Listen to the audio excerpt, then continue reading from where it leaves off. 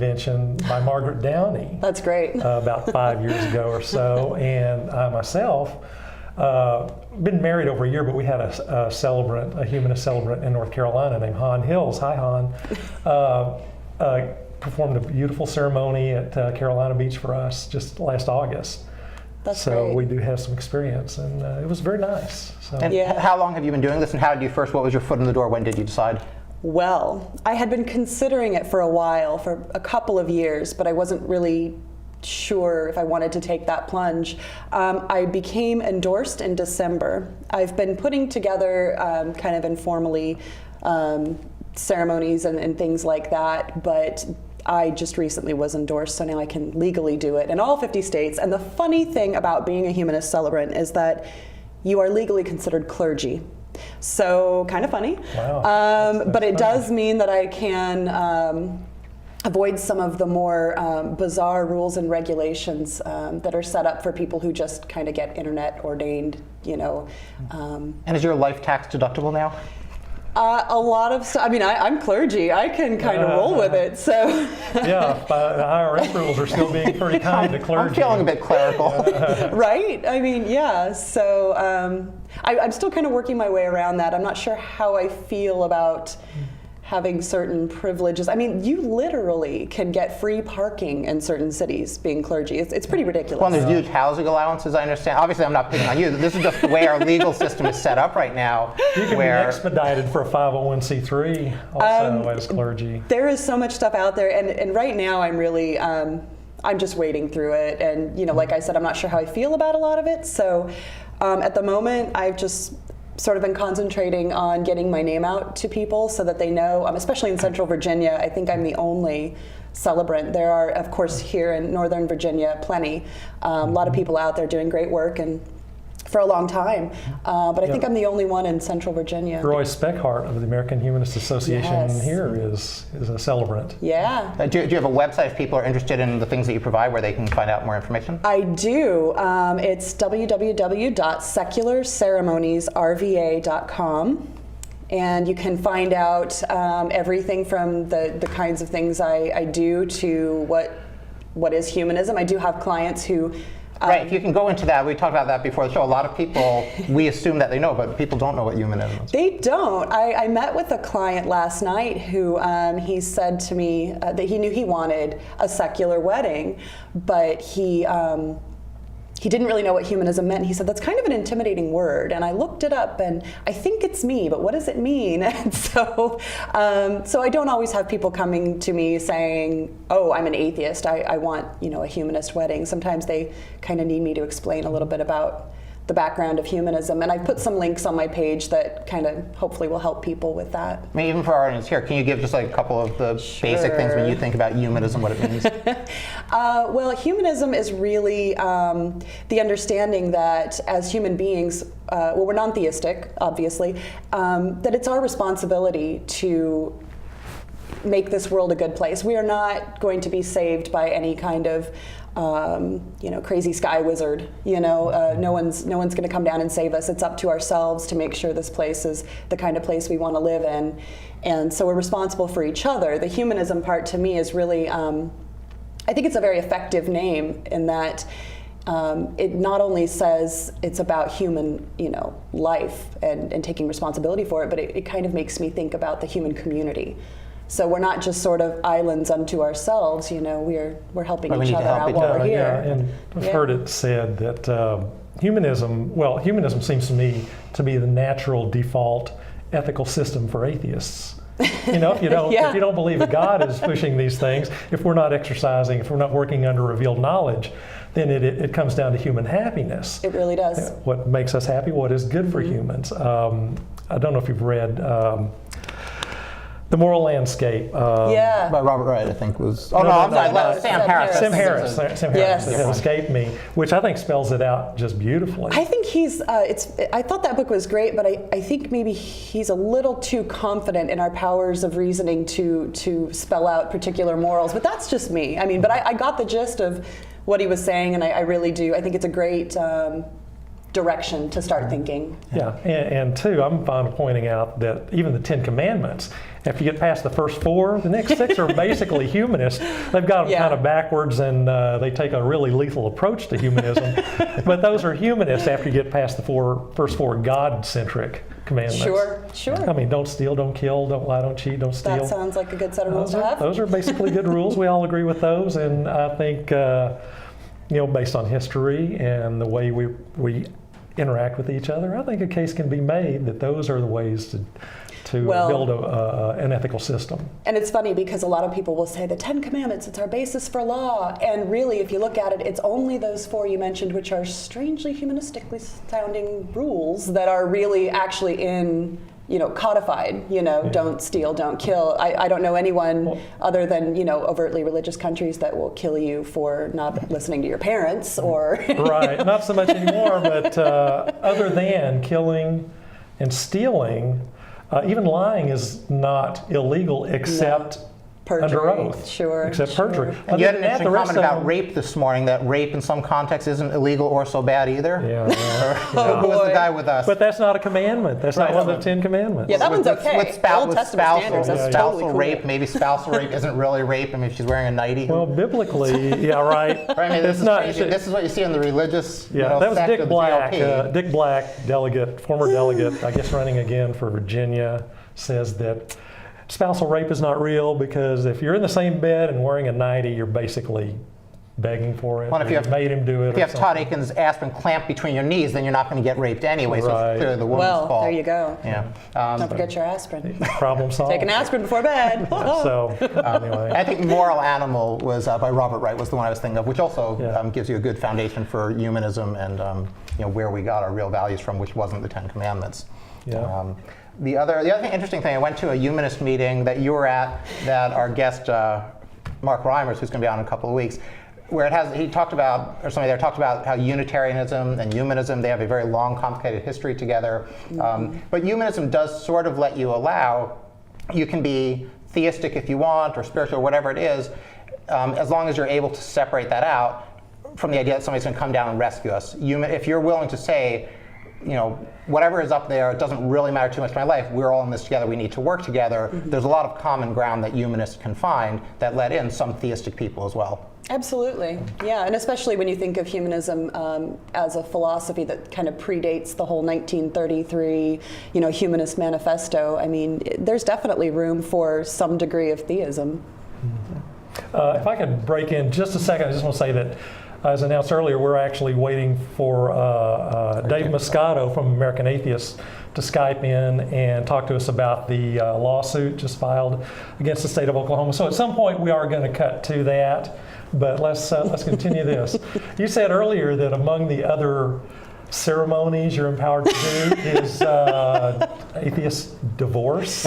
Yeah. That came with the packet of rights and responsibilities? Yeah, it's... Okay, yeah. So when you become a celebrant, you get this very helpful packet of information from the AHA. And in it are, all kinds of sample ceremonies, I guess, to kind of get you started. And I noticed there was one for divorce. And, I think it's great that there are people who may take advantage of that. I've not had anyone ask for it. Yeah. Right, so this was a message out to Ellen if you needed to call in, now's the time. Can we jump to another thing that you talked about, how you actually took a role in Henrico County down near where we live to get a little more separation of church and state. Can you tell us about that issue? Yeah, that was an interesting one. In 2011, the big thing going on in Henrico County was that a group of Muslims wanted to build a mosque. And anyone familiar with Henrico County or Richmond, Virginia knows that that's not really always going to go down very well with the heavily Christian population. And rather than come out and say, hey, we don't like you, you're Muslim, so we're going to, chase you out of town. Instead of kind of the overt prejudice, it really took the form of trying to deny permits for the new mosque, et cetera, et cetera. So it was in the news a lot that, permits were on hold and all kinds of things. And one day, I happened to read a news story about it where they were talking about the Muslim group having gone to the Board of Supervisors to a meeting to see about, yet again, another permit that had been held up. And whoever wrote the article did a great job of describing the meeting, because they included at the beginning the Baptist preacher who gave a very Jesus-laden kind of prayer. Not your non-sectarian one. It was certainly nowhere near non-sectarian. And so I had some dealings in the past with Virgil Hazlitt, who was the county manager, recently retired. And he was always a really great guy, really reasonable. And so I just sent off an email to him voicing my objection to, of course, these sectarian prayers, and especially to this captive audience they had, this Muslim group that was looking to, build a mosque for themselves and, had to be preached at essentially before they got this grand decision. And I heard back within about a week that, oh, yes, this is really wrong. We're going to do non-sectarian prayers, which kind of, I still was not excited about that. What's the point? Well, and it's just, yeah. So I kind of left it alone at that point, because I knew that that's something that had been upheld in the courts before, and I thought I wouldn't go any further. In the meantime, I had written to the Freedom from Religion Foundation, and they also sent a letter on my behalf. I figured I might need some backup. So nothing happened for a long time, and then, funny enough, I was watching the local news one day, and suddenly there was a story about Henrico County, and they were just dropping all prayer. So of course that was very exciting, and they referenced my letter and quoted from it, but they did not, of course, name me. I don't care who knows. My name is on the screen. You know who I am. But you said the we would give you credit, but there are a lot of people that consider blame. You said that blame was kind of targeted at the Muslim community by some. Well, yes, it was funny because suddenly, you hear about all these church-state cases, especially in terms of county and city prayer and all that stuff. And it seems like they're happening all over. They're not huge news, but somehow what happened in Henrico was, in a San Francisco paper. People were calling and wanting to know who I was or who wrote the letter. And of course, they wouldn't give them my name, which, again, I'm fine with. You can know who I am. But so they went ahead and just assumed it was written by a Muslim. And of course, it was a man, because, We still assume that. We're still going with that assumption. Right. It's all the default. So you're a Muslim man. Right. So there were all these great quotes on tons of conservative blogs about the Muslims, and the Muslims aren't going to let us pray, and all kinds of things. And it was really humorous. So. Yeah. Well, it's a great story that really shows what an individual being active can do, that you really did go and make some change. I also thought, just when you were telling us about it, we talk about Islamophobia a lot, and how multiculturalism and relativism can make you ignore some real intolerance. So there's one branch of Islamophobia that's kind of very bogus. But then there is real bigotry as well against Muslim individuals. Absolutely. And that doesn't come from the atheist community in general. That comes from the religious right, who really don't want religion taught to all and acceptance. They want Christianity, and particularly their sect of Christianity. And that's why they'll allow a non-sectarian prayer, because they feel like at least they still have their hand in. It's all about getting that in there so they can still claim there's no real separation between church and state. Yeah, well, the funniest thing to me was a comment, I should say comments, really, on the Richmond Times-Dispatch website when the news came out. People were commenting left and right about how now the county was just going to have all these horrible things happen to it because now we can't pray before the meetings, and I don't know. That's a really good test case right there, because I don't see a whole lot of difference, pre-prayer and post-prayer. And what was some of the examples of the good things that happened from the prayer? Attributable. Right. Well, Rick Perry had that prayer meeting when there was the drought in Texas, and I think it's rained since then. So evidently that worked. Yeah, well, apparently, clearly. Right. No, and I also like in the thing you brought up, how there was an end run. They tried to do all these permits to make sure that they kept banned. And I want to talk about, we've talked about abortion clinics and how the religious right is really going after women's rights all over the place. You had another interesting story with that. So why don't you go into the way you can skirt the Constitution on that one? Yeah, well, I run a clinic escort program at a women's health clinic in Richmond, Virginia. So essentially what we do is we escort patients past the anti-choice protesters that hang outside the clinic and try to yell at them, or sometimes physically grab them. And my hat is off to you for doing that. Thank you for all of us. Thanks. I have a lot of great volunteers now. And in fact, just this week we dealt with a really scary situation. I wasn't there at all. It was entirely, the people that were there dealing with it, and they're not paid. They don't get anything out of it. Right. So I mean, and that really is courageous. When we talk about how to stand against Islam in a foreign country, you really might be taking your life in your hands. Here, if you're talking against religion, I've had lots of people that aren't happy with what I'm doing, but I think it's relatively safe. But if you go to an abortion clinic, if there's a religious right where they're going to hurt somebody, that's where it's happening. It's very real. I mean, all of us clinic escorts are very connected to each other. We, on Facebook, and actually one of my friends is Lindsay Roeder, Scott Roeder's wife. He was the man who murdered Dr. Tiller. She's actually pro-choice, and they're divorced, just so that's clear. Really? Wow. So she has a really, really powerful firsthand experience of what this does to families and all kinds of things. But so I run this clinic escort program, and so I'm really kind of involved in things like sex education, anything related to reproductive justice, really.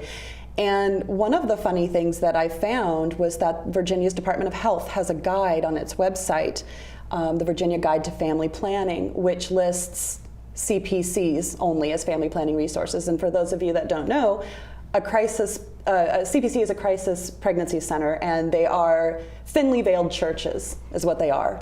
They don't have medical staff. They might have a sonogram, machine. They don't often have people who are really certified to run it. They exist really just to talk women out of abortion. They tell direct lies. NARAL has a great report documenting all of this. And the Virginia Department of Health actively basically advertises for them with this guide. And in fact, in this list of CPCs is also just simply Colonial Heights Baptist Church. So if you need family planning help, you just go ahead and go down to Colonial Heights Baptist Church. Really? Get your pregnancy information at church. Right, it's like that makes science sense. At church. Because that's where you got your sex ed, and that's where that got you, right? Yeah, right. And we all know how well that abstinence-only education works. We've talked about a study before where in Denmark where they teach teenagers about sex and the difference between sex and love and about protecting yourself and sexually transmitted diseases. They have vastly lower teen pregnancy rates, vastly lower sexually transmitted diseases, and it's just a healthier environment where you treat people like human beings instead of the condescension that you get here from the religious right and, and the immorality. It shows how upside down the system is, the thinking on the right, when they believe that pure ignorance is keeping people ignorant and out of touch with reality is the way to prevent unwanted pregnancy. And I believe the jury is in on the stupid approach, if I may. That's right. On this show, we will go there. Okay. I think that is clear, though, that the ignorance does help keep the flock from wandering. If you keep people in a fox bubble, these aren't nasty, mean people. They're people that are getting inundated with misinformation from multiple different sources. Well, and if you keep women pregnant, they're not likely to go get into that evil feminism. But what really gets me about this guide is that the Virginia Department of Health is ostensibly our, kind of official source of health information for the state. And should be up on the most current and effective. Right.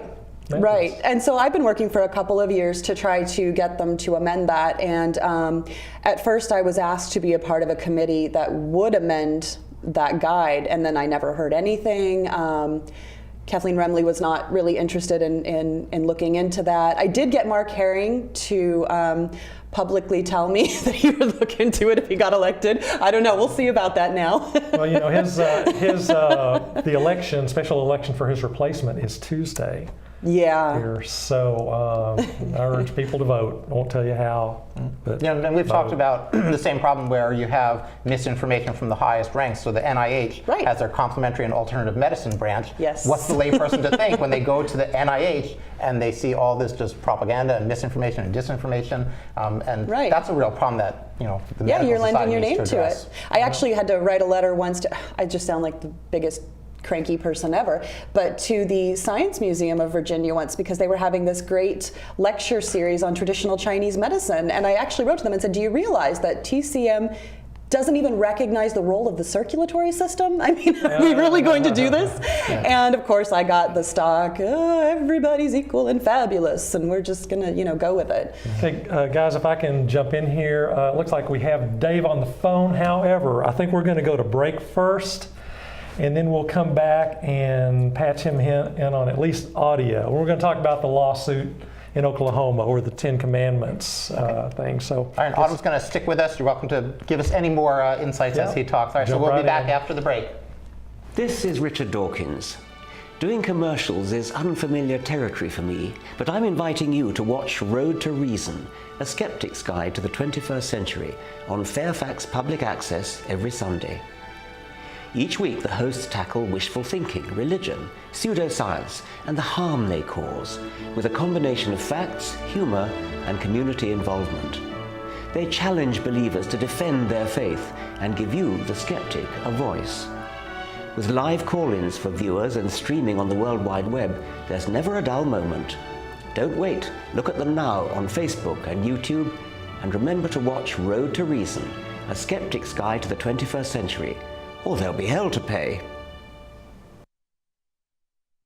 And we're going to bring in Dave Muscato, who is the communications director for American Atheists. And of course, we want to, let me say, we may have a little sound issue because he's going to be, I think we're going to have him on video via Skype, but sound via phone, so the sound may be weird.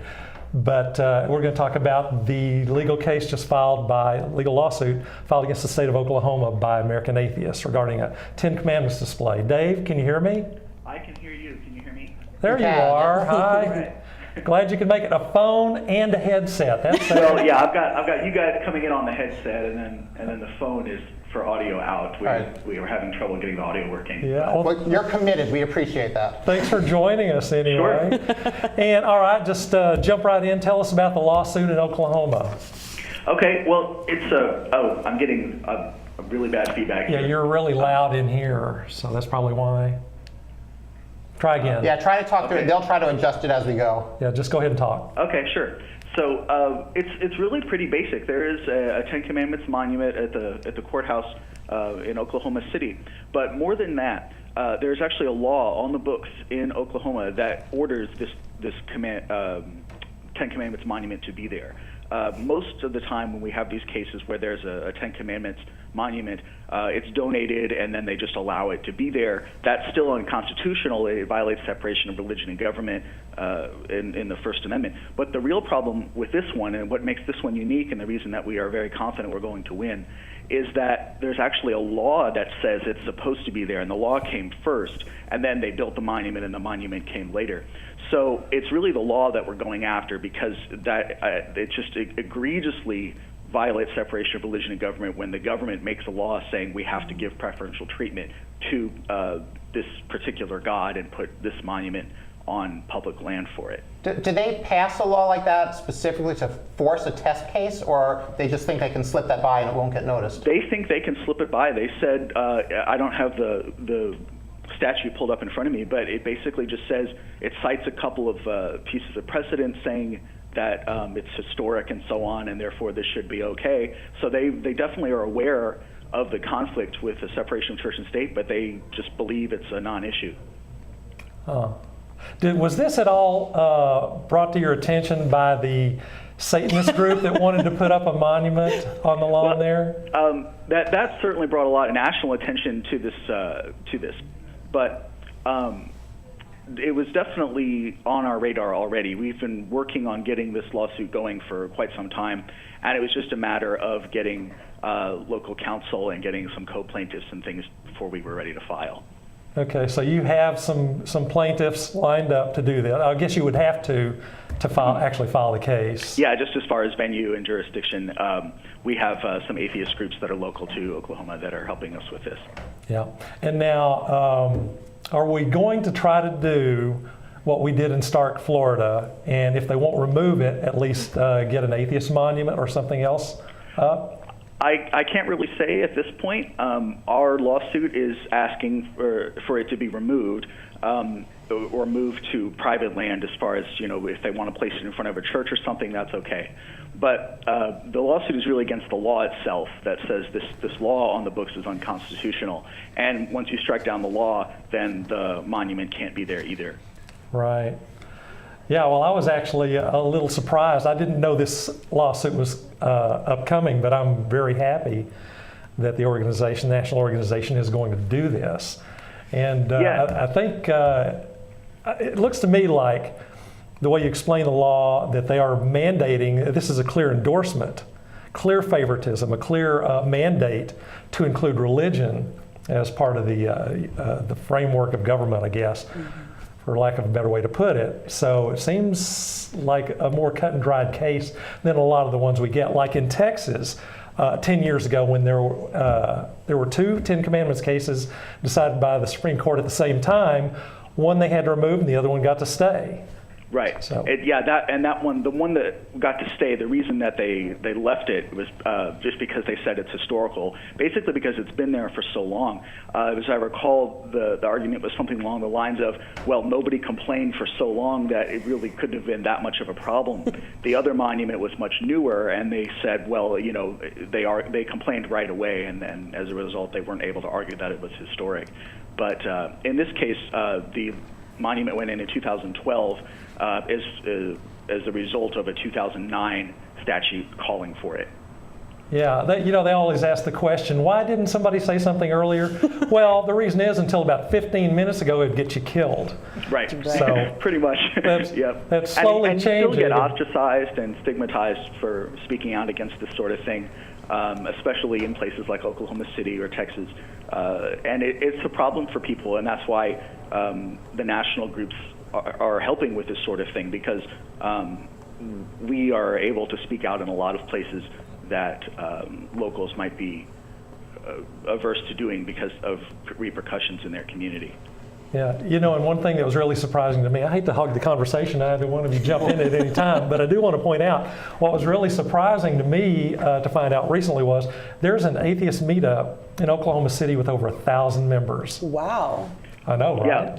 Yeah, Oklahoma City is a hotbed of atheism, and I think that's a great thing. It's despite the rest of Oklahoma being quite conservative, Oklahoma City is kind of the Austin, Texas of the rest of Texas, or the Salt Lake City of Utah. Now, is it bad that I kind of hope the Satanic Church gets their monument? Because they're going to make it. No, really, they're making it so that there's like a space on his lap that you can sit on and have pictures. Right. And if that happens, yup. Yeah. I'll be there. That would be sweet. Well, and I think there's more evidence that Satan really works on the earth than God does. so that could be powerful there. Dave, can I have you jump to a different area? I recently saw your interview on Fox News where, and it may have been an older interview, but it had Rabbi Spiro on one side, Bill Donahue of the Catholic League on the other, and Gretchen Carlson, who thinks atheists and Satanists are the same thing, sitting across from you. When you go into enemy territory like that, do you think that they're looking for an open conversation? They're looking to learn what you have to say? Or what do you see as the benefit of going on shows like that? You had something interesting to say on that. Well, sure. I mean, the reason that we go on shows like that, there are a couple of reasons. One is because when they have a story like that, they're going to talk about the counterpoint, the atheist point of view, or the secular point of view anyway.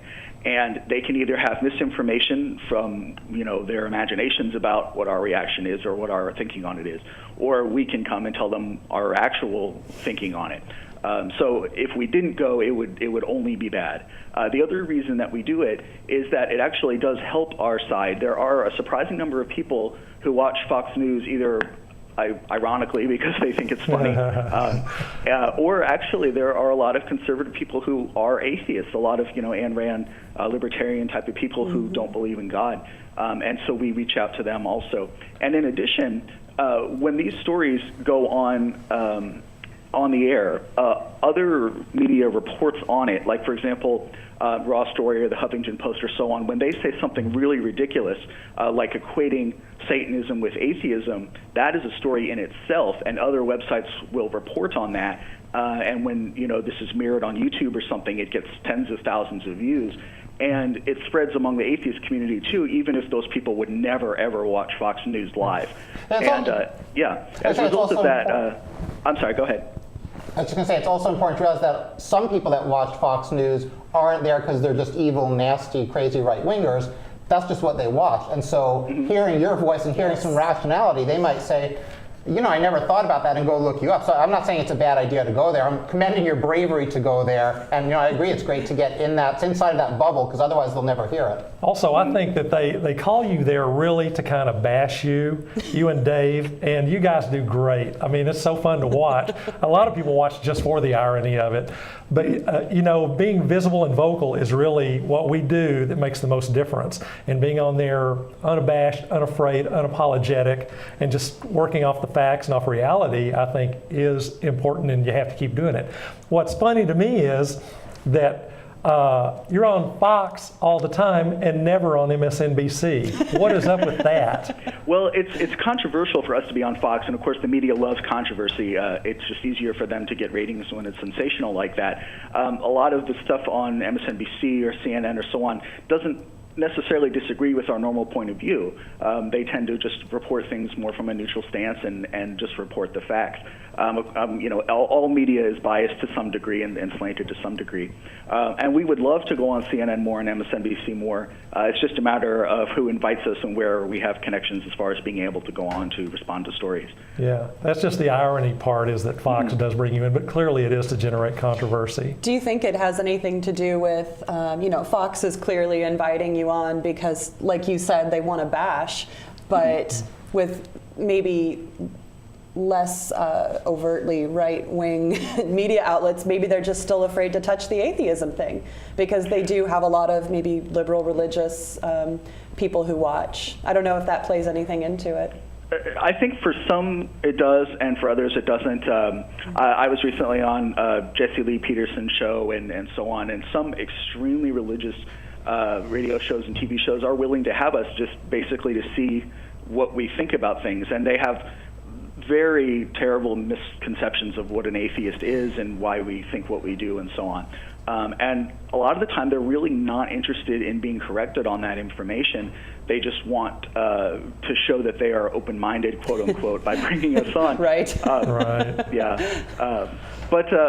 If we're invited to, if it's a legitimate show, if it's like some local show that all they do is pray for half an hour, and it's not necessarily worth our time to go on. But if it's a major show, a national show type of thing, even if it's conservative, we get there's positive results that come out of doing it. It sounds like the beginning of a joke. A priest, a rabbi, and an atheist were on Fox News. But the real question is between Bill Donahue, who was the other, Rabbi Spiro, and Megyn Kelly. Which one of them hates you worse? Well, this is Gretchen Carlson on there. Gretchen Carlson.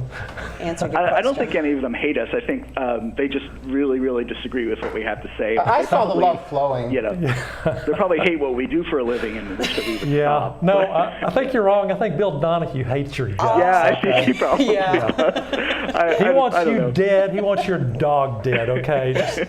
Just saying. Can I ask you about this, another jump to a new topic? There's some controversy in the atheist and secular community where all the resources should be allocated in terms of, do we talk about God on the dollar bill, God in the pledge, nativity scenes, or go after social issues and voter disenfranchisement? Can you talk about just your perspective on that? How important is symbolism, and what are the practical consequences if we ignore all of those more symbolic issues? Sure. So basically, the way that we choose our cases, American Atheist does a number of different things. We are an educational nonprofit. We have our convention and our magazine, and we publish books and so on. We do lecture series and stuff like that. But one of the major things that we do is lawsuits. And the way that we choose our lawsuits is very simple. It's what do we think we can win based on precedent and based on the evidence that we have available and so on. It's not necessarily the most egregious examples of violations of separation of religion and government that we choose to sue over. It's the ones that we think we can win. If there's not very good precedent, or if it's in an area where we just don't think the judges that are currently serving would rule in favor of us based on the way that they've ruled before, or if we don't have a good local plaintiff to be co-plaintiffs with us, we might not choose that case, even if it's a better example of a violation of separation of religion and government. And we have a fiduciary responsibility to our donors to only use the money that's entrusted with us to fight cases that we can win. And so that's really how we choose what to do. Personally, I'm as interested or more interested in the social justice type issues as I might be in something like, Under God in the Pledge or Ten Commandments monuments. Yeah, I mean, the symbolism is just as important as far as showing that separation of religion and government is the law of the land, and it needs to be enforced wherever it's being violated. Yeah, you pointed to a couple of things there I want to comment on, and it seems a little callous to say that we sue people, but that is one of the primary things, one of the only ways that American Atheists or any of the other organizations have to actually affect change. That's where the rubber meets the road, is in court. And of course, you pointed to the problem of plaintiffs. There are a lot of cases that could be brought in the U.S., but people are afraid, and rightly so, because it's not just expensive. It's also it can be emotionally devastating and very taxing. And it will just take over your life to be part of a lawsuit. But also donations, like all 501c3s, or is American Atheists, I forget, are we a C4? We're C3. C3, okay. We live off donations. And so people are welcome to donate anytime, because this is how change gets affected, is confronting these abuses and having an organization that can take it directly to them in court. Exactly. And I mean, it sounds like you said callous, to just say we sue people, but the point of this is we make sure that the laws are being enforced. That we only have any reason to sue anybody when they are breaking the law, when they are violating the Constitution. If people just follow the law, then they would never have to worry about us. And we're pointing out too, Dave, that we don't go into the churches after people. Right. We go when they come into the schools, into the government buildings, and into the law. Mm-hmm. Yeah, I say when this topic comes up that everything we do is reactionary as far as our lawsuits. As far as education, that's not true. But we only sue when the law is being violated, when somebody does something that they're not supposed to do, and then we come back and say, no, you have to follow the law. If they didn't break the law, then we wouldn't have any reason to sue them. That'd be great. We had no reason. And I would reiterate that the laws really are critical. We can't just take it on good faith that if everybody, we talked about this with abortion clinics, once we understand, okay, women have a constitutional right to abortion at a certain time, we all understand that, but is the right wing acting in good faith now as they go through every single trick that they can to make sure women don't actually have access to women's health care? So what you do is absolutely crucial to say you need to enforce the laws on the book and hold people to it. Mm-hmm. Definitely, I agree. Yeah. So now American Atheists isn't strictly going after abortion ever. It's more strictly separation of church and state stuff, because there are other organizations which are well funded and dedicated to protecting a woman's reproductive rights. Right. So. It's a matter of what's called mission creep in nonprofits. Our mission is to fight for the separation of religion and government and to advocate for First Amendment public policy being enforced. So we have to be careful, even though on staff here we all have our personal politics and personal opinions about these things. We have to be careful about spreading too thin about too many different areas of things that we care about. But the nice thing about focusing on separation of religion and government, and the specific reason that I wanted to work for American atheists on this specific issue of separation of religion and government, is that it touches so many different areas that I care about. Issues that I personally am invested in as an advocate for, as an activist for, abortion access, birth control access, separation of religion and government as far as marriage equality, science education and creationism, getting that out of the classroom. There are so many issues like this that I care about, and by focusing on separation of religion and government, I basically kill like 15 birds with one stone, because the reason that all of those are issues, the reason that abortion access is a problem in this country is because of religion mixing with government. Yes. The reason that science education is a problem as far as creationism is because of religion mixing with government. And it's just the root cause of all of these different issues is separation of church and state. So that's why I wanted to work here, and that's why I think that that's the most important thing that we can do for activism for all of these different areas.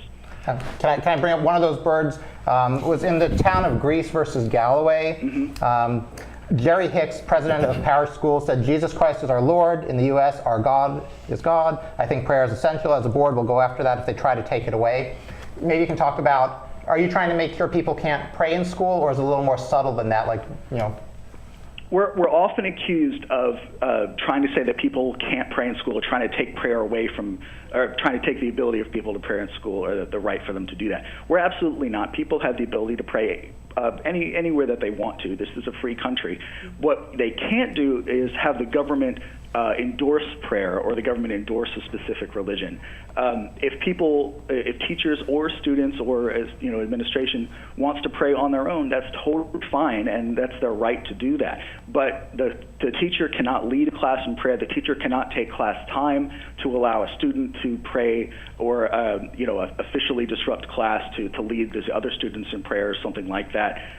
It just shows preferential treatment to religion over non-religion, and that's not something that the government is permitted to do. Okay. I think so many people misunderstand that, because our fair and balanced friends at Fox make sure that they misunderstand it. I just wanted you to clarify it. Yeah, how would you stop people from praying anyway?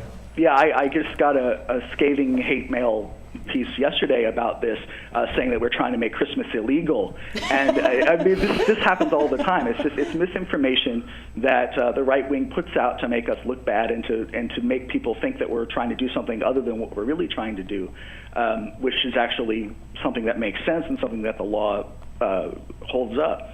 And we have no problem with people celebrating Christmas or putting up Christmas displays or anything like that, as long as it's on their own property. If a church wants to put up a nativity scene on their church land, that's totally their right. If an individual wants to do it on his land, that's totally his right. But individuals cannot donate that sort of thing to be placed on government land, and the government can't use tax money or tax paid land to put it up either. But yeah, anybody is legally allowed to celebrate Christmas if they want to, and that's their choice, and we will never fight them on that. That's white Santa Christmas you're talking about. White Santa Christmas. Of course. Yeah, and of course you touched on one of my favorite subjects is creationism, and you're right, it's done great damage to our educational system, and made us kind of an embarrassment before the world that this country that has produced so much science and so many Nobel Prizes, that we still have nearly half the people in this country believe in magic creation. And the question is, why isn't Edwards v. Aguilar, 1987 Supreme Court, the Louisiana case, why doesn't that settle it? That was definitive. And I really can't say. They're going to keep fighting this because that's what they believe. And any way that they can sneak it in, they're going to do. I mean, the whole intelligent design thing came about as a result of strict creationism being ruled unconstitutional as far as being allowed to teach it. So they took the God part out and just said an intelligent designer, and it's the same thing. Right. And that's what the Dover case settled with. Exactly. We saw that deceit uncovered in the Dover case, and I actually took the Supreme Court decision and read it. It is a fascinating read. It was 140 pages or so. I took it and edited out all the citations from it, and put it up on my website, which makes it a 40-page read. And it is just fascinating the way he dismantled their arguments and caught them in flat-out lies. Yeah. Them saying there was no connection when all they really did was do some word processing on it, copy and paste intelligent design where creationism used to be. And didn't they accidentally leave in a god at one point, and that like tripped them up? There were some rather hilarious things they left in it. Yeah. I mean, the smoking gun in that case, the thing that really nailed them, I think, was there was one, basically they just used a find and replace tool on a word processor Exactly. to change, a creator to intelligent designer. Right. And there was one case where I think it was like the suffix of a word was different, but it somehow like create was changed, but the suffix was left, and so that just proved that that's what they did was use It came out something like to do it. It came out as Cree intelligent design actionism. Something like that, right? Something like that. It was just, but it proved that that's what they were doing. They were just changing the word. Like clearly didn't have an intelligent document creator. That was an unintelligently designed. Unintelligently designed document. Right. So, Dave, in your experience with these cases, how much of it comes down to the facts in the specific case and how well they're argued versus, who's listening to the case? How much judicial discretion is there, and what happens when you go up against a judge that just doesn't want to hear it? Well, we do our best not to pursue cases with judges that we think just don't want to hear it. I mean, we do trust that judges are going to do their best to be neutral and to consider the facts and so on. But it always plays into both as far as the judge's record on how they feel about certain things and how they tend to rule or have ruled in the past, and the facts that we have available, the evidence we have available, and the egregiousness of the violation itself.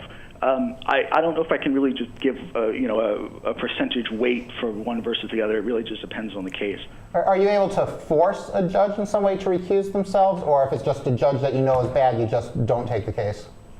I can't really say. I mean, we can't force the judge to recuse himself. We would hope that a judge who has a conflict of interest would do that on his own or her own. But we tend not to pursue cases, at least right then, if we know for sure that this is not going to work. We have lots of cases available that we could choose, and one of the things we look for is a judge whose record reflects fairness and equality and upholding the First Amendment properly. Let me change gears just for a second. Last time you were on the show, I asked you, are we doing anything for Christmas this year? This was early December. And you said, well, we'll talk about that later, or something like that. And a week later, of course, American Atheists came out with the Times Square video and some billboards and things. How were those received? Mixed reviews. Atheists tend to love them, and conservatives and believers tend to hate them. We got a lot of hate mail. We got a couple of death threats. People thought we were attacking Christ. They thought we were attacking Christians as opposed to expressions of Christianity on government property. Really, I mean, the message of that billboard was that Jesus has been dead for a long time, and you can celebrate Christmas without Jesus. A lot of people do. I celebrate Christmas. I don't obviously believe that Jesus exists, now as a living entity. I know a lot of my ancestry is part Jewish, and a lot of my Jewish family celebrates Christmas, and obviously they don't think that either. It's a national holiday. It's by definition a secular holiday because it's a national holiday, and a lot of people try to argue that it's religious, but it isn't. And if they want to say it's religious, that's fine, but then they have to take away the part where it's a national holiday. You can't have both. So hate mail and death threats, nothing new. Yeah. Yep. But we also got a lot of very positive feedback. We got many, many new members as a result of that campaign, just exposing the lie that Christmas isn't Christmas without the Christ and so on. Dave, at the last convention in Austin, Dave's presentation on opening day showing Google searches. Every time you put up billboards, there's a new floor.